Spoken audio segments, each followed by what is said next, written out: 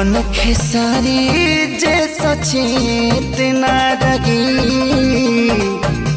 सुबह जवानी आके खेत न रही बाद में का कटब सब पहले से सोचले पानी हम कुली बदिया हो एक पे पर बनवाले आज के रतिया हो हमारी नौकरिया करब परमानेंट लिख के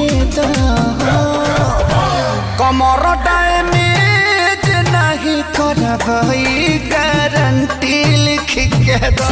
कमर डैमेज नहीं करब गारंटी लिख के।